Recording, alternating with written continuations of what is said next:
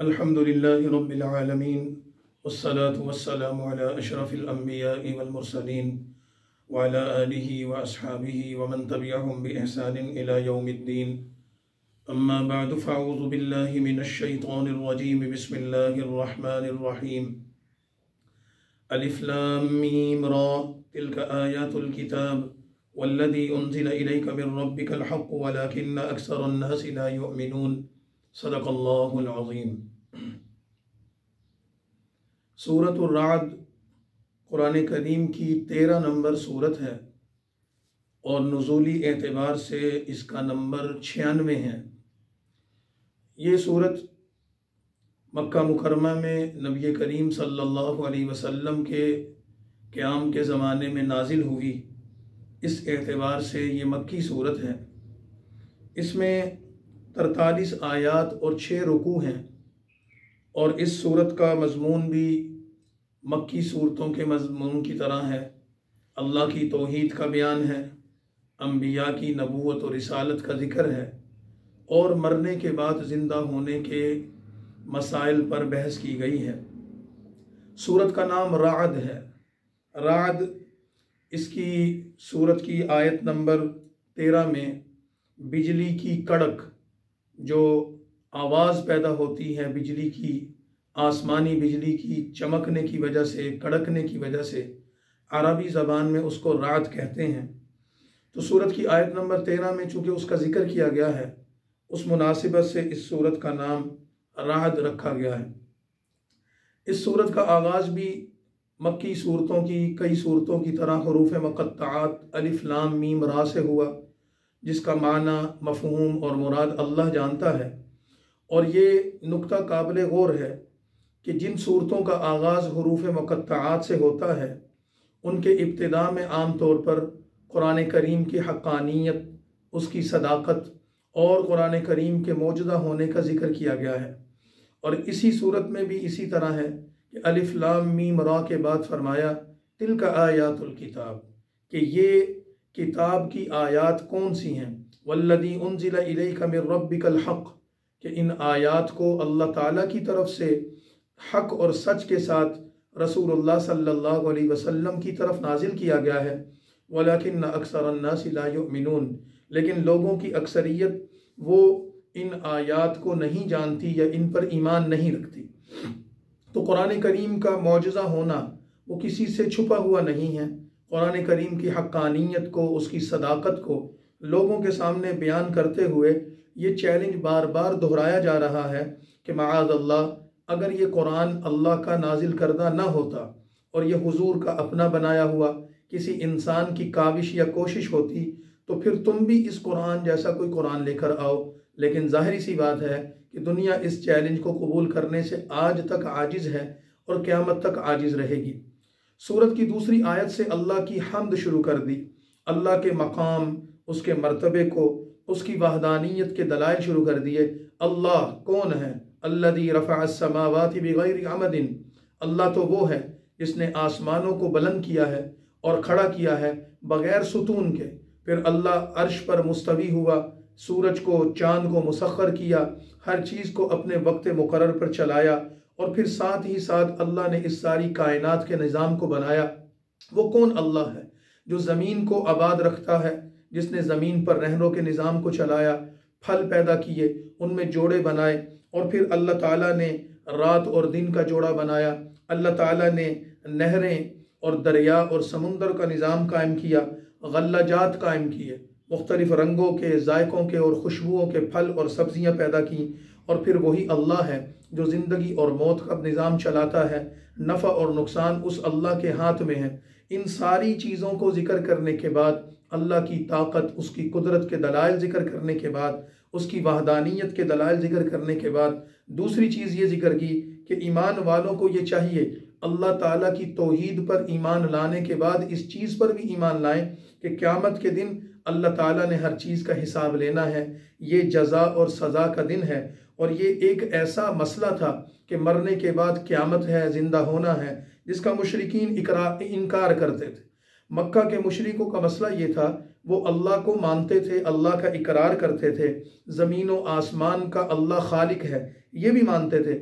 लेकिन वो कहते थे कि मरने के बाद हम जिंदा कैसे होंगे, हमें मरने के बाद कैसे जिंदा किया जाएगा, जब हम हड्डियां हो जाएंगे, मट्टी में हमारा वजूद मिल जाएगा और हमारा नामो निशान भी मिट जाएगा, तो फिर जब हमारा गोश्त पोश्त का जिस्म इसका वजूद ही मिट जाएगा और हम खाक में खाक हो जाएंगे और हमारा नामो निशान भी बाकी नहीं रहेगा, तो फिर उस पर हमें दोबारा ज़िंदगी कैसे दी जाएगी। तो अल्लाह ताला उनके इस ताज्जुब को और इस सवाल को ज़िक्र करते हुए फरमाते हैं कि मुर्दा हड्डियों में ज़िंदगी डालना और मुर्दा को ज़िंदा करना, ये मौत के बाद दोबारा उठाना अल्लाह के लिए कोई मुश्किल नहीं है। जिस अल्लाह ने पहली मर्तबा तुम्हें ज़िंदा बनाया और तख्लीक किया, तुम्हारा कोई मॉडल और कोई नमूना मौजूद नहीं था, वो अल्लाह तुम्हें दोबारा भी पैदा कर सकता है। फिर अल्लाह ताला इस बात को जिक्र फरमाते हैं कि अल्लाह ने इंसान को जो ज़िंदगी अता की है वो बड़ी कीमती है, और फरमाया कि अल्लाह ताला ने इंसान की हिफाजत के लिए एक ज़ाहिरी निज़ाम कायम किया है कि हम अपना तहफ़्फ़ुज़ करते हैं, अपना दिफा करते हैं। एक अल्लाह ने गैबी निज़ाम कायम किया है कि अल्लाह के फ़रिश्ते इंसान के साथ मुकर्रर हैं, उसके हर जोड़ पर एक फ़रिश्ता है, उसके हर उज़्व के साथ फ़रिश्ता मुकर्रर है जो अल्लाह के हुक्म से इंसान की निगरानी करते हैं, उसकी हिफाजत करते हैं। चौथी चीज़ इस सूरत में ये जिक्र की गई कि जो एक उसूल के तौर पर जिक्र की गई है, इन्नल्लाह ला युग़य्यिरु मा बिक़ौमिन हत्ता युग़य्यिरु मा बिअन्फुसिहिम, वो ये है कि अल्लाह ताला किसी कौम के हालात को उस वक़्त तक तब्दील नहीं करता जब तक कि वो कौम अपने हालात खुद नहीं बदलती। अगर एक इंसान गुमराही पर है और वो हिदायत पर आ जाए तो अल्लाह उसको पकड़ कर गुमराही से निकाल कर हिदायत पर नहीं लाता जब तक कि वो इंसान या वो कौम खुद अपने आप को हिदायत पर चलाने के लिए आमादा ना हो। इसी तरह अगर इसका दूसरा मफहूम भी हो सकता है कि अगर कोई इंसान किसी अच्छी हालत पर कायम है, अल्लाह खाम खा उसकी अच्छी हालत को बदल कर उसको बुरी हालत में नहीं पहुंचाता जब तक कि वो खुद अपनी बर्बादी या अपनी तबाही का कोई सामान न करे। तो फरमाया अल्लाह का उसूल ये है कि वो तलब को देखता है, तड़प को देखता है। तुम्हारी तवज्जो जिस चीज़ की तरफ होगी अल्लाह तुम्हारे लिए वो रास्ते खोल देगा। अगर तुम शर के रास्ते पर चलना चाहते हो तो गुनाहों के रास्ते तुम्हारे लिए खुले पड़े होंगे। अगर तुम खैर और नेकी के रास्ते पर चलना चाहते हो अल्लाह तुम्हारे लिए ऐसे असबाब और वसाइल पैदा कर देगा कि तुम खैर के रास्ते पर चलते चले जाओगे। और फिर ये फरमाया कि अल्लाह ताला ने इस कायनात के निज़ाम को जो बनाया है तुम इस पर गौर करो, और गौर करते हुए उसकी कुदरत के नमूनों पर गौर करो। हर चीज़ उसकी नाम लेवा, उसकी तस्बीह करती, उसका जिक्र करती और उसकी इबादत करती है।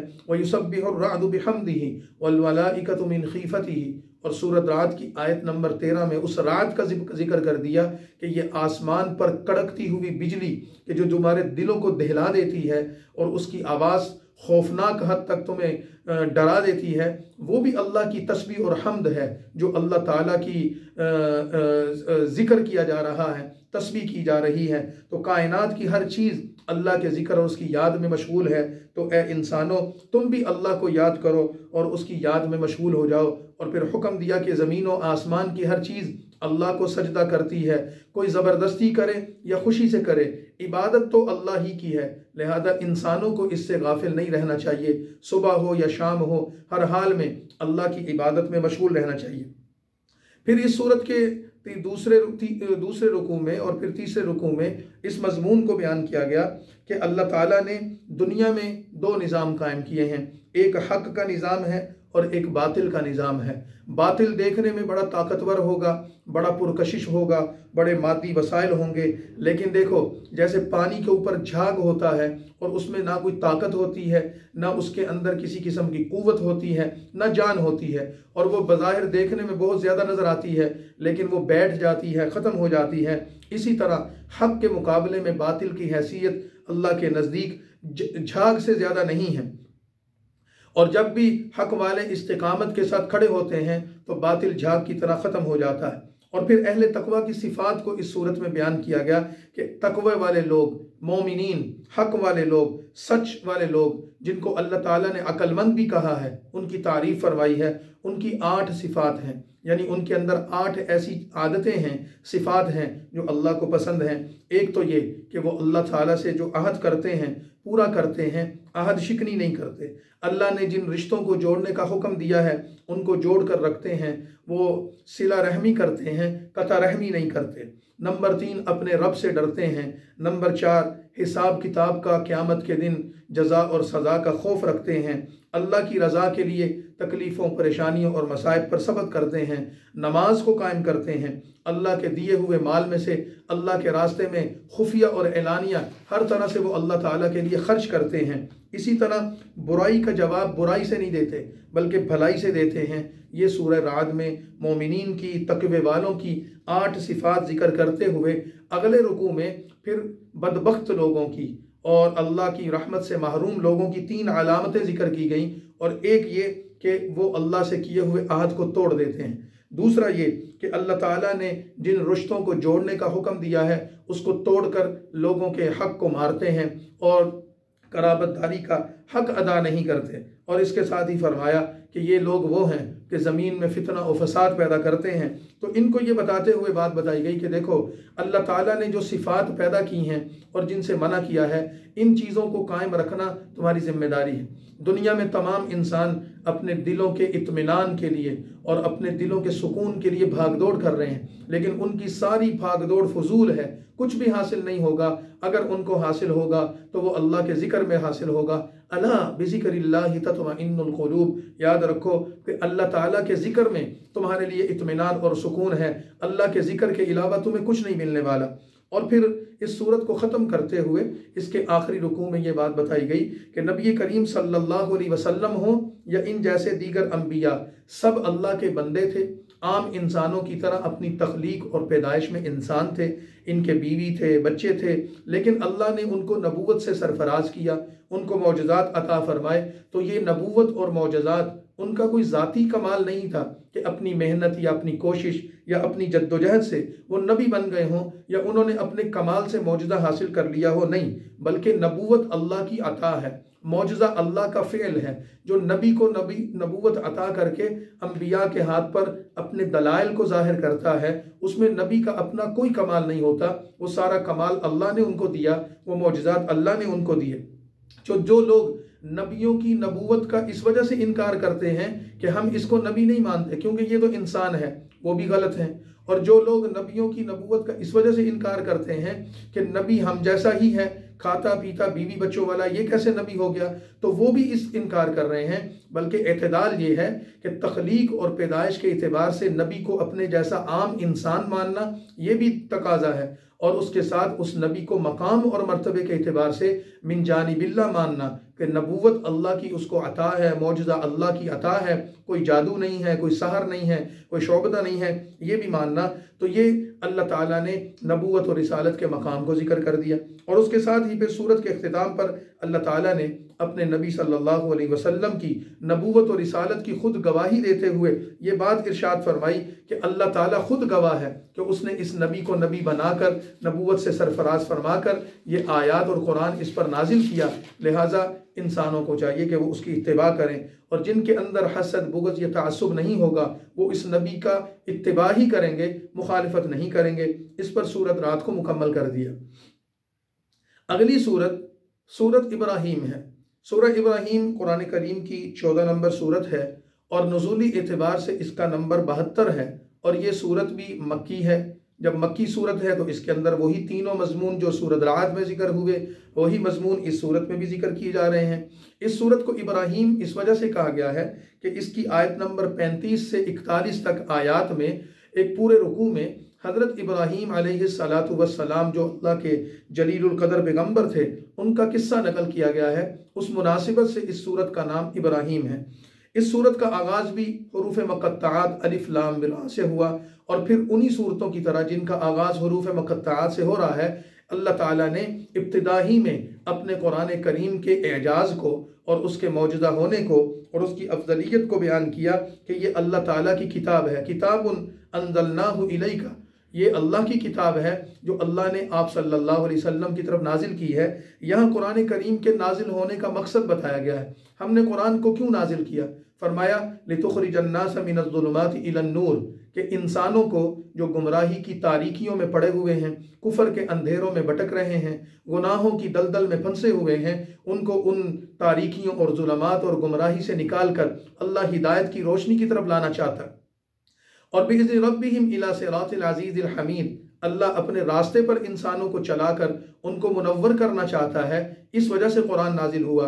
और फिर कुरान को नाजिल करने वाली जो ज़ात है अल्लाह की, उसका तारुफ आगे करवा दिया, यानी अल्लाह ताला की तौहीद के दलाइल शुरू कर दिए। अल्लाह वो है लहू मा फिस समावाति व मा फिल अर्द, जो ज़मीन व आसमान का बादशाह है। तो फिर भी अगर काफिर उसका इनकार करे तो ववैलुल लिल काफिरीन मिन अज़ाबिन शदीद, तो फिर इन काफिरों को हलाकत और बर्बादी पकड़ने वाली है, एक सख्त अजाब उनका मुंतज़िर है, क्योंकि उन्होंने दुनिया की ज़िंदगी को आखिरत की ज़िंदगी पर पसंद कर लिया है। और अल्लाह ताला के तौहीद के दलाइल बयान करने के साथ जहन्नुम की वईद और जन्नत का वादा सुनाने के साथ फिर इसकी आयत में फरमाया नबी करीम सल्लल्लाहु अलैहि वसल्लम या इन जैसे रसूल सब अल्लाह की तरफ से भेजे हुए, वमा अरसलना मिन रसूलिन इल्ला बिलिसानि कौमिही लियुबय्यिन लहुम, और अल्लाह की सुन्नत ये रही है कि अल्लाह ने हर कौम की तरफ उसी कौम के एक फ़र्द को नबी बनाया जो उस कौम और कबीले से ही ताल्लुक़ रखता था, उन्हीं की ज़बान बोलता था, उन्हीं का हम ज़बान, हम कौम और हम कबीला था, ताकि लोगों को एतराज़ का मौका ना मिले कि नबी की ज़बान कोई और हो, कौम की ज़बान कोई और हो। तो फरमाया कि अल्लाह की ये अता है। इसी तरह फिर नबी करीम सल्लल्लाहु अलैहि वसल्लम को साबका अंबिया का जिक्र करते हुए तसल्ली दी गई कि नबी करीम सल्लल्लाहु अलैहि वसल्लम को फरमाया कि साबका अंबिया के साथ उनकी कौमों ने जो सलूक किया, उनका इनकार किया, उनकी मुखालफत की, उनसे दुश्मनी और अदावत रखी, यही रवैया आपकी कौम का आपके साथ है। तो ये कोई नई बात नहीं है, आप तसल्ली रखें। अल्लाह ताला ने पिछली कौमों को भी उनके अंजाम तक पहुँचाया। अगर आपकी कौम भी आपकी कदर नहीं करेगी तो फिर अल्लाह ताला इस कौम को भी उसके अंजाम तक पहुँचा देंगे। अंबिया अलैहिस्सलातु वस्सलाम के साथ अल्लाह ताला ने मुख्तलिफ मौके पर जो गुफ्तगू फरमाई, तो उस गुफ्तगू को भी जिक्र किया कि बाज़ अंबिया उनके जुटलाने वालों के दरमियान जो बातचीत हुई, तो इनकार करने वालों ने अंबिया की दावत के जवाब में जो सवालात पेश किए, जो शुबहात पेश किए, उसका भी कुरान करीम ने इस सूरत में जिक्र किया है। मिसाल के तौर पर कुरान करीम अंबिया के सामने पेश किए जाने वाले मुख्तलिफ शुबहात को जिक्र करते हुए एक बात ये कहता है कि जिस चीज़ की तरफ तुम हमें दावत दे रहे हो, हमें तो उस पर यकीन ही नहीं है, हमें तो उस पर शक है कि ये मिन जानिबिल्लाह है कि नहीं है। तो अंबिया उसका ये जवाब देते थे कि ए अल्लाह के बंदो, क्या तुम अल्लाह की ज़ात के बारे में, उसके पैगाम के बारे में और उसकी दावत के बारे में शक करते हो? हालांकि वो कायनात को पैदा करने वाला है और ज़मीन व आसमान की हर चीज़, बल्कि हर ज़र्रा उस अल्लाह की वहदानियत की गवाही देता है। इसी तरह मुशरिकीन काफिरों का दूसरा एतराज़ नबियों पर यह होता था कि नबी बशर यानी इंसान नहीं हो सकता। तो अंबिया ने उनको जवाब दिया कि बेशक हम भी इंसान ही हैं, तुम्हारी ही तरह हम आम इंसान हैं, हमारे माँ बाप हैं, हमारे बीवी बच्चे हैं, हम खाते पीते चलते फिरते हैं, लेकिन रसूल हैं, पैगंबर हैं, क्योंकि हम पर वही नाजिल होती है, तुम पर वही नाजिल नहीं होती। फिर हिकमत इलाही के तकाज़ों को जिक्र किया कि किसी इंसान को नबी बनाकर भेजना ये अल्लाह की हिकमत है। अल्लाह अगर किसी फरिश्ते को या किसी और इंसान को नबी बनाकर भेजता तो तुमने तो मानना ही नहीं था, तुमने कहना था कि तुम तो कोई और मखलूक हो, हम तुम्हारी इत्तबा क्यों करें। तो इस वजह से अल्लाह ने इंसानों ही में से इंसानों को नबी बनाकर भेजा ताकि तुम्हारे लिए अमल करना मुश्किल ना हो। फिर मुशरिकीन की तरफ से एक बात ये कही जाती थी कि हम नबियों की बात इस वजह से नहीं मानते कि इन नबियों की बात हमारे बाप दादा के तर्ज अमल के ख़िलाफ़ है। रसूलुल्लाह सल्लल्लाहु अलैहि वसल्लम जब उनको कहते तुम उन बुतों की इबादत क्यों करते हो, तुम्हारे पास दलील क्या है, तो कहते जी हमारे बाप दादा ये करते थे। तुम फलां काम क्यों करते हो, हमारे बड़े ये करते थे। फरमाया कि ये दावा दुरुस्त नहीं, ये दलील कोई हुज्जत नहीं। तुम्हारे बाप दादा गुमराही पर थे, तुम भी गुमराही पर हो, वो गलत करते थे, तुम भी गलत करते हो। लिहाजा अल्लाह ने उनके इस दलील की और उनके इस दावे की भी तरदीद फरमा दी। इसी तरह एक शुबा उन मुशरिकीन का या काफिरों का अंबिया अलैहिस्सलातु वस्सलाम का पर यह था कि अगर तुम अल्लाह के नबी हो तो फिर हमें हमारी मर्जी का मौजज़ा दिखाओ, हम जो कहें वो हमारे सामने पेश किया जाए। तो अंबिया अलैहिस्सलाम ने उसका ये जवाब दिया कि किसी नबी को मौजज़ा दिखाने का खुद इख्तियार हासिल नहीं, कोई नबी अपनी मर्जी से ना मौजज़ा दिखा सकता है, ना पेश कर सकता है, ना ही उसके इख्तियार या बस में है, बल्कि मौजज़ा दिखाना तो अल्लाह की कुदरत और उसका हुक्म है। अल्लाह जब चाहता है उस नबी के हाथ पर उसको जाहिर कर देता है, नबी को उसका पता भी नहीं होता और अल्लाह ताला उसको पेश कर देते हैं। जैसे कि सूरत ताहा में आगे 16वें पारे में आएगा कि अल्लाह ने हज़रत मूसा अलैहिस्सलाम से कलाम किया और पूछा कि ए मूसा तुम्हारे हाथ में क्या है? तो उन्होंने कहा जी ये असा है। क्या करते हो? कहा जी मैं इसके साथ बकरियों को हाँकता हूँ, पत्थर टेक लगाता हूँ, दरख्तों से पत्ते झाड़ता हूँ। तो अल्लाह ताला ने फरमाया कि ए मूसा ज़रा इस असा को ज़मीन पर फेंको। तो हज़रत मूसा का असा, जिनके बारे में वो खुद जानते थे कि लकड़ी का एक टुकड़ा है, इसके अलावा कोई इसका फ़ायदा नहीं है, जो उन्होंने छोटे छोटे फ़ायदे बताए और कुछ नहीं इसमें, लेकिन जब उन्होंने असा ज़मीन पर फेंका तो फ़इज़ा हिय हय्यतुन तस्आ, वो एकदम एक खौफनाक अज़दहा बन गया और हज़रत मूसा खुद उसको देख कर डर गए। तो अल्लाह ताला के नबी को भी नहीं पता था कि क्या होने वाला है। तो काफिरों के इस सवाल के जवाब में कि मौजूदा नबी की मर्जी से नहीं आता, ना ही नबी का अपना कोई कमाल होता है, लिहाजा तुम्हारे पेशकशों पर या तुम्हारे मुतालबात पर नबी मौजूदात नहीं दिखाएंगे।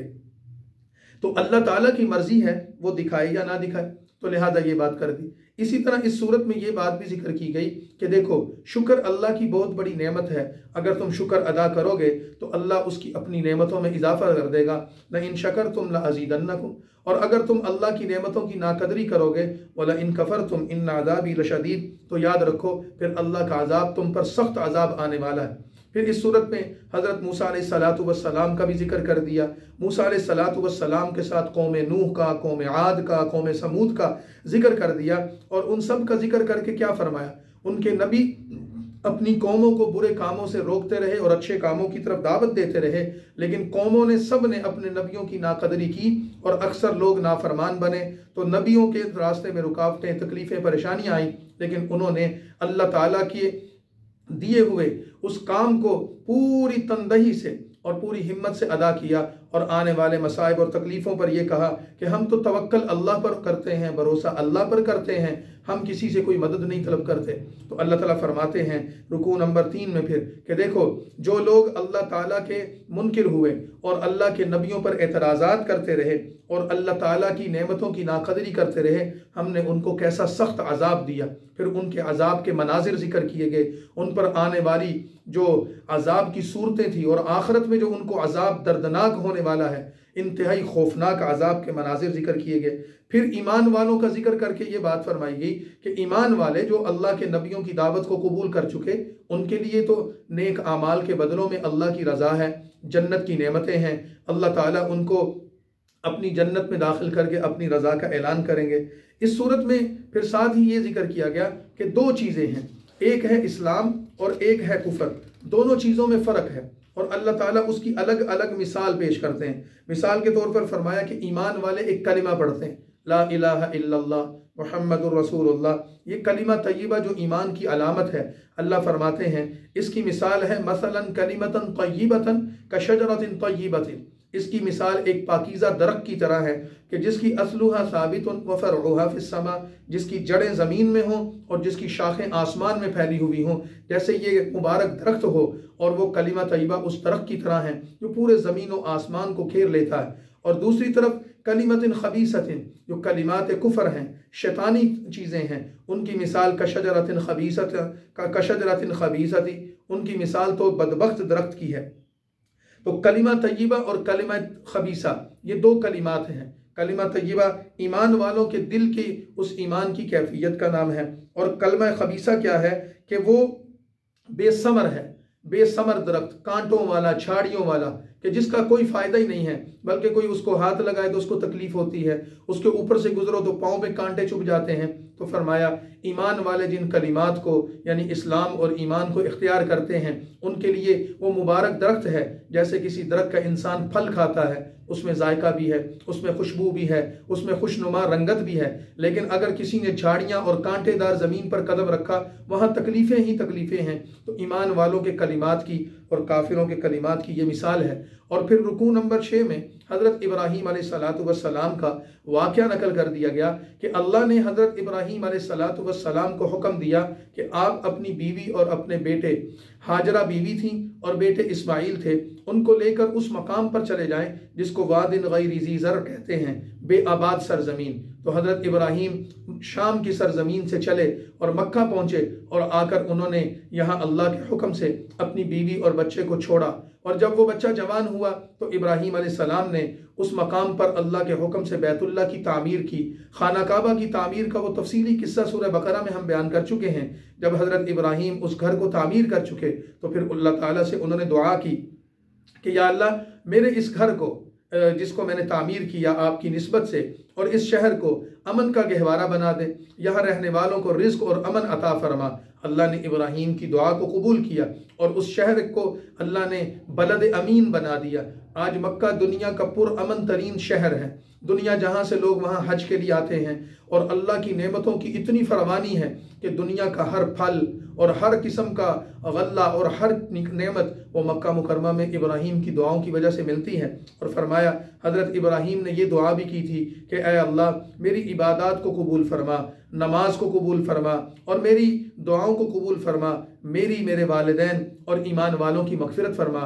हज़रत इब्राहीम अलैहिस्सलातु वस्सलाम की दुआ को जिक्र करके फिर इस सूरत के आखिरी रुकू में ये बात फरमाई गई कि अल्लाह ताला दुनिया में आमाल करने का हुक्म देता है, तुम्हें अल्लाह ने जो ज़िंदगी दी है इसकी कदर करो, इसके बाद तुमने मर जाना है और मरने के बाद क़यामत है, और जब क़यामत आएगी तो अल्लाह ताला तुम्हें क़यामत वाले दिन तुम्हारे आमाल की जवाबदही करेंगे। और फिर आखिर में क़यामत की मंजरकशी की गई। सूरह इब्राहीम के आखिरी रुकू की आयत क़यामत के मंजर को बयान करती हैं और क़यामत के दिन जो हालात व वाक़यात पेश आने वाले हैं उसको जिक्र किया गया है। बिलखुसूस वो लोग जिन्होंने अल्लाह का इनकार किया, उसके नबियों का इनकार किया, मरने के बाद ज़िंदा होने का इनकार किया, कुरान का इनकार किया, दीन इस्लाम की तालीमात से मुँह फेरा, उनके साथ जो सलूक होने वाला है वो जिक्र किया गया। और फिर चूँकि इस सूरत का आगाज़ कुरान करीम की तालीमात से किया गया था, उसकी हक़ानियत और सदाकत पर बात करते हुए, तो इस सूरत का इख्तिताम भी इस बात पर किया गया, हादा बलागुल लिन्नास, कि ये कुरान जिसको हमने आप सल्लल्लाहु अलैहि वसल्लम पर नाजिल किया है, ए नबी, इस कुरान का मकसद लोगों को दावत और तबलीग देना है। इस कुरान की हिकमत लोगों के सामने बयान कीजिए। और फिर इसके मकसद नुज़ूल को जिक्र किया कि ये कुरान लोगों के लिए एक पैगाम है ताकि इन्हें डराया जाए, अल्लाह के अजाब से डराया जाए, ताकि वो जान लें कि अल्लाह एक है, वहदहू ला शरीक है, वलियज़्ज़क्कर उलुल अलबाब। और इस कुरान को नाजिल करने का मकसद ये है कि लोग इस कुरान से नसीहत हासिल करें। जिस बंदे को अल्लाह ने अकल दिया है, शऊर दी है, वो इस कुरान पर गौर करे। इस कुरान की एक एक आयत अल्लाह की तरफ बंदे को बुलाती है, एक एक आयत अल्लाह के नबी की तरफ इंसान को बुलाती है। और जो इंसान सिद्क़ के दिल से और पूरी तवज्जो और एहतमाम से कुरान पर गौर करता है, अल्लाह ताला उसको हिदायत से कभी महरूम नहीं रखते। यहाँ पर सूरह इब्राहीम का इख्तिताम हो गया। अगली सूरत सूरतुल हिज्र है। सूरतुल हिज्र कुरान करीम की 15 नंबर सूरत है। नुज़ूली एतबार से इसका नंबर 54 है और सूरह हिज्र भी मक्की सूरत है। रसूलुल्लाह सल्लल्लाहु अलैहि वसल्लम पर जो सूरतें मक्का मुकरमा में नाजिल हुई उनमें से ये एक छोटी सी सूरत है। 99 आयात और 6 रुकू इस सूरत में हैं। और इस सूरत का मजमून भी वही है कि इसमें अल्लाह की तौहीद, अम्बिया की नबूवत और रिसालत और मरने के बाद ज़िंदा होना, क़यामत के हालात व वाक़यात को जिक्र किया गया है। सूरत का नाम हिज्र है। हिज्र एक वादी या एक बस्ती का नाम था। अल्लाह के नबी हज़रत सालेह अलैहिस्सलाम जिस कौम की तरफ आए थे उसको कौम समूद कहा जाता है। कुरान करीम की मुख्तलिफ सूरतों में उसका जिक्र हुआ है। कौम समूद जिस बस्ती में आबाद थी उस वादी या बस्ती का नाम हिज्र था। तो इसकी आयत नंबर 80 से 84 तक में उस कौम का जिक्र किया गया है और हिज्र बस्ती का जिक्र आया है। इस मुनासिबत से इस सूरत का नाम हिज्र रखा गया है। मदीना और शाम, मदीनातुल मुनव्वरा और मुल्क शाम के दरमियान एक मकाम था जहाँ पर ये बस्ती थी। तो वहाँ पर हज़रत सालेह अलैहिस्सलाम की कौम आबाद थी।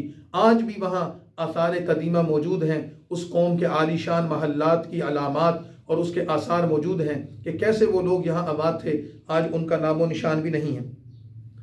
इस सूरत का आगाज़ भी हरूफ मुक़त्तआत से हुआ। अलिफ लाम रा, हरूफ मुक़त्तआत चैलेंज हैं, इसके मफ़हूम, इसके मज़मून और इसके मज़मून पर गौर करो, तुम नहीं पहुँच सकते। ये अल्लाह का कलाम तुम्हें आजिज़ करता है। तिल्का आयातुल किताबी व क़ुरआनिम मुबीन, और ये आयात इस किताब की हैं जिसको कुरान मुबीन कहा गया है। तो सूरत के आगाज़ ही में कुरान की अज़मत, उसकी हक़ानियत और उसकी सदाकत को जिक्र करने के बाद फिर क़यामत का जिक्र किया गया कि क़यामत के दिन कुफ़ार, आज दुनिया में अल्लाह का इनकार करने वाले, क़यामत का इनकार करने वाले, अज़ाब का इनकार करने वाले, क़यामत के दिन जब अल्लाह के सामने पेश होंगे और अपने सामने अज़ाब को, दोज़ख को देखेंगे, उसकी होलनाकी का मुशाहिदा करेंगे, तो फिर वो आरजू करेंगे, ए काश हम मुसलमान होते, हम ईमान ले आते। लेकिन ज़ाहिरी सी बात है कि उनका वो ईमान और इस्लाम उनको किसी काम नहीं आने वाला।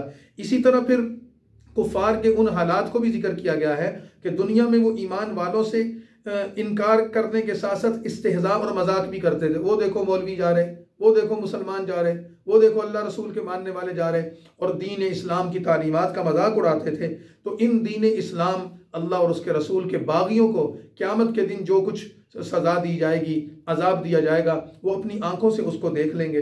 और फिर ये फरमाया कि ये काफिर कुरान का इनकार करते हैं, इसको मिटाना चाहते हैं, इसको नुकसान पहुँचाना चाहते हैं, लेकिन इन्ना नहनु नज़्ज़लना ज़िक्र व इन्ना लहू लहाफ़िज़ून, इस कुरान को हमने नाजिल किया है तो अल्लाह ताला इसकी हिफाजत की जिम्मेदारी भी खुद लेता है। दूसरी आसमानी किताबों में और कुरान करीम में यही फ़र्क है कि दूसरी आसमानी किताबों को भी अल्लाह ने नाजिल किया था, लेकिन उसकी हिफाजत की जिम्मेदारी अल्लाह ने खुद नहीं ली थी, बल्कि दूसरी कौमों को कहा कि तुम अपनी किताब की हिफाजत करना। उसके नतीजे में उन्होंने कोताही की, आज वो किताबें भी मिट गई हैं। तौरात, इंजील, ज़बूर अल्लाह की किताबें थीं। इसी तरह मुख्तलिफ सहाइफ अल्लाह ने नाजिल किए जिनके नाम भी लोगों को मालूम नहीं, उनकी ज़बानें मिट गईं, उनके अहकाम मिट गए, उनकी आयात मिट गईं, लोगों ने उनमें तगय्युर और तब्दीली कर दी और अपनी बनाई हुई गढ़ी हुई बातों को तौरात या इंजील की तरफ मंसूब कर दिया। आज आप यहूदियों से पूछें क्या ये वही तौरात है जो हज़रत मूसा के ज़माने की थी, वो कभी भी साबित नहीं कर सकते। आप ईसाइयों से पूछें क्या ये वही इंजील है कि जो हज़रत ईसा के ज़माने में थी, वो कभी भी इसको साबित नहीं कर सकते। लेकिन कुरान की हिफाजत अल्लाह ने अपने ज़िम्मे ली। इसकी हर आयत, हर रुकू, हर लफ्ज़, हत्ता के हर नुक्ता और ज़बर भी महफूज है, और ऐसे महफूज है कि क़यामत तक इसी तरह रहेगा जैसे अल्लाह ने इसको नाजिल किया, जैसे अल्लाह ने इसको तिलावत किया, जैसे रसूलुल्लाह के कल्ब मुबारक पर आया और जैसे ये लोहे महफूज पर लिखा हुआ है। और इसकी हिफाजत का ज़रिया क्या है? लोग इसको हिफ्ज़ करते हैं, याद करते हैं। दुनिया की कोई किताब ज़बानी याद नहीं की जाती जिस तरह कुरान याद किया जाता है। और रमज़ान में इसका असल मंजर नज़र आता है कि हर बस्ती में, हर इलाके में, हर मकाम पर लोग कुरान को ज़बानी पढ़ते और सुनते नज़र आते हैं। 5 साल का, 10 साल का, 7 साल का बच्चा भी कुरान का हाफिज़ मिलता है। 70, 80 साल, 90 साल, 100 साल का बूढ़ा भी कुरान का हाफिज़ मिलता है। तो अल्लाह ताला ने इस कुरान को लोगों की ज़बान पर आसान कर दिया। दुनिया की हर ज़बान में, दुनिया के हर खित्ते और हर इलाके और हर मकाम में लोग कुरान के हाफिज़ मिलेंगे। हम पंजाबी बोलने वाले लोग, हम उर्दू बोलने वाले लोग, पाकिस्तान में पश्तो, सिंधी, बलोची बोलने वाले लोग, लेकिन उनकी मादरी ज़बान कुछ और है। कुरान के हाफिज़ कोई अंग्रेज़ी बोलता है, कोई फ्रांसीसी बोलता है, कोई और ज़बान दुनिया में बोलता है, लेकिन वो कुरान का हाफिज़ मिलेगा। तो ये कुरान करीम की कुदरत, अल्लाह की कुदरत का नमूना है। तो अल्लाह ताला अपनी कुदरत और वहदानियत के दलाइल जिक्र करते हुए फरमाते हैं कि वो अल्लाह जिसने कुरान नाजिल किया, उस कुरान की हक्कानियत और उसकी सदाकत पर गौर करो। इसकी एक एक आयत बोल रही है, अपने रब की अज़मत की गवाही दे रही है। फिर आसमानों में, ज़मीनों में, चाँद और सितारों में, पहाड़ों और मैदानों में, समुद्रों में, नहरों में, दरख्तों में और परिंदों और जानवरों में और अल्लाह की हर मखलूक में अल्लाह की कुदरत तुम्हें नज़र आएगी। और फरमाया कि हम ही तो हैं जिसने आसमान में बुर्ज बनाए और देखने वालों के लिए उस आसमान को सितारों से सजा दिया है।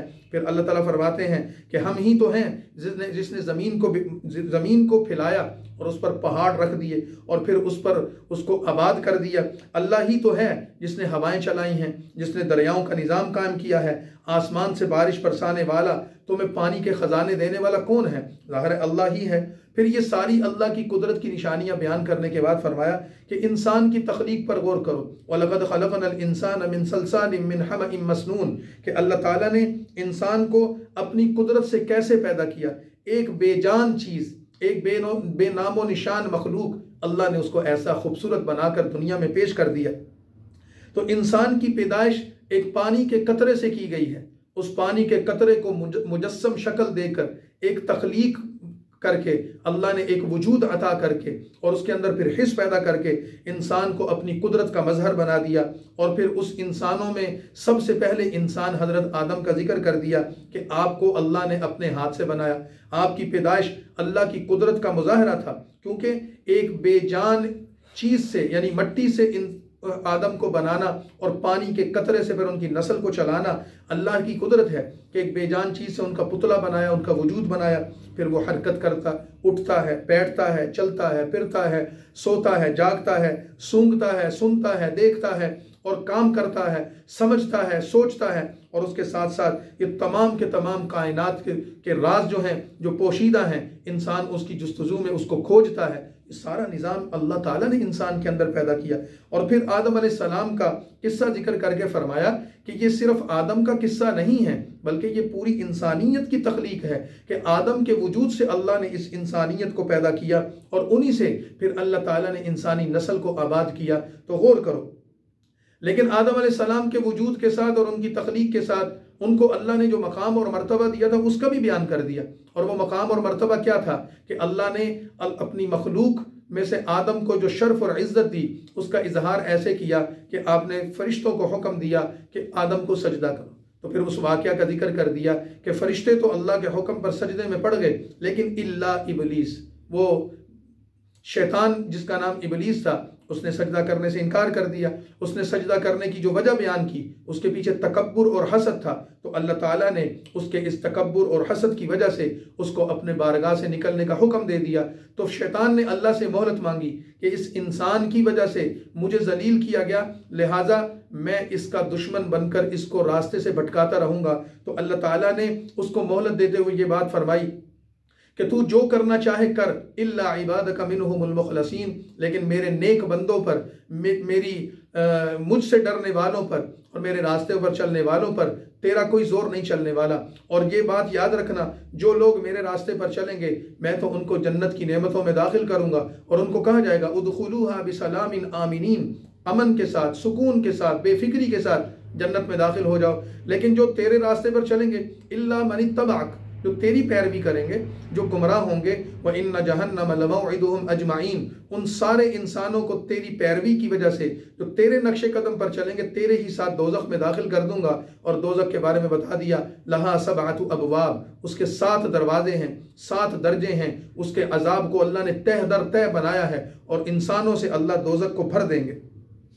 तो दोज़ख का जिक्र करने के बाद फिर अल्लाह ताला ने कुरान करीम के इस सूरह हिज्र की बकिया आयात में, छोटी सी सूरत है एक रुबो की, उसमें कुछ अंबिया का जिक्र किया। मसलन हज़रत इब्राहीम अलैहिस्सलातु वस्सलाम का जिक्र किया, क्योंकि कुरान करीम का ये एक अंदाज़ है कि कभी वो नसीहत करता है, कभी वो खुशखबरियाँ देता है, कभी वो डराता है, और अपने कलाम में ज़ोर पैदा करने के लिए पिछली कौमों के किस्सों को और हालात को जिक्र करता है। तो फरमाया उस वक्त को याद करो कि जब हज़रत इब्राहीम थे, अपनी बीवी के साथ अपने घर में थे, बूढ़े हो चुके थे, तकरीबन 120 साल उम्र हो गई थी, बूढ़ी औरत के साथ घर में बे औलाद बैठे थे कि 2 मेहमान आए।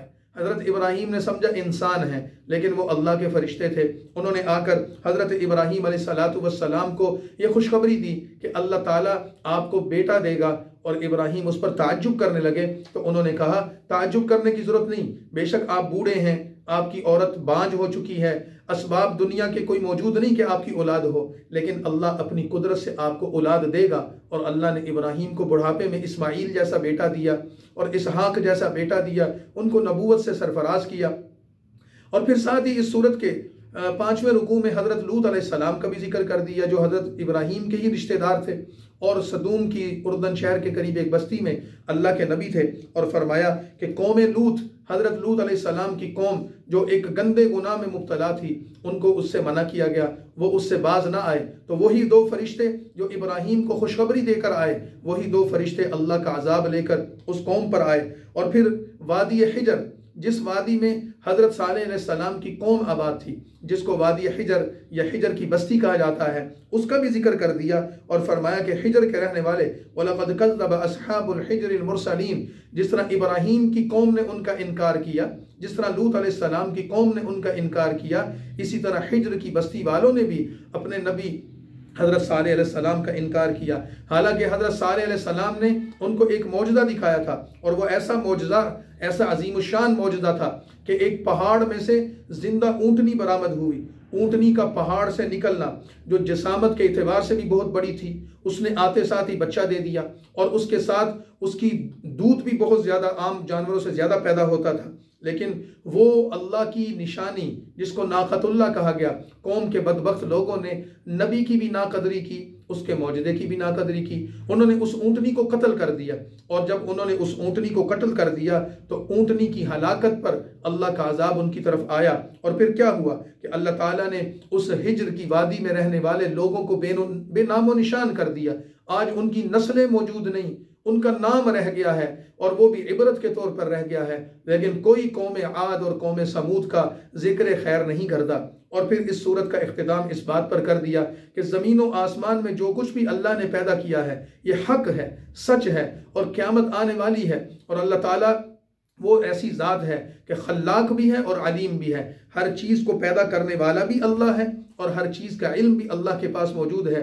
और फिर नबी करीम सल्लल्लाहु अलैहि वसल्लम को इस सूरत के आगाज़ में भी ये बताया था, आपको हमने ये कुरान दिया है, अज़मत वाली, इज़्ज़त वाली किताब है। और वलक़द आतैनाका सबअम मिनल मसानी वल क़ुरआनिल अज़ीम, इस कुरान की हर सूरत ही इज़्ज़त वाली है, इस कुरान की हर आयत ही मोतबर और मुक़द्दस और मकाम और मर्तबे वाली है। लेकिन खुसूसियत से सूरह हिज्र की आयत नंबर 87 में ये बात बताई कि ए नबी सल्लल्लाहु अलैहि वसल्लम, पूरा कुरान ही अल्लाह का है, इज़्ज़त वाला, अज़मत वाला है। लेकिन खुसूसियत से इस कुरान की 7 सूरतें, 7 आयात ऐसी हैं कि जो बड़ी कमाल की हैं, और वो 7 आयात सूरह फातिहा की हैं कि अल्लाह ताला ने आप पर 7 आयात नाजिल फरमाई। वो 7 आयात जो सूरह फातिहा में हैं, उनकी बड़ी इज्जत है, उनका बड़ा मकाम है, उनका बड़ा मर्तबा है, और उनके बड़े फ़ज़ाइल हैं। हम सूरह फातिहा में थोड़ा उसका जिक्र कर चुके हैं। तो फरमाया कि ये सूरह फातिहा की 7 आयात हों, ये पूरा का पूरा कुरान हो, तो ये कुरान, ये सूरह फातिहा और बाकी सूरतें, ये अल्लाह की नेमत जो आपको हासिल हुई है, तो इसकी आप कदर करें। और ये फरमा दिया, जिसको कुरान की नेमत मिल जाए उसको किसी और सरमाए और माल की ज़रूरत ही नहीं। इस वजह से बुजुर्गान दीन ये फरमाते हैं, जिसको अल्लाह कुरान की दौलत से माला माल कर दे, उसको दुनिया की दौलत से मरऊब होने की ज़रूरत नहीं। अल्लाह ने उसको ऐसा ख़जाना अता कर दिया है जिसकी कोई कीमत और कदर नहीं है।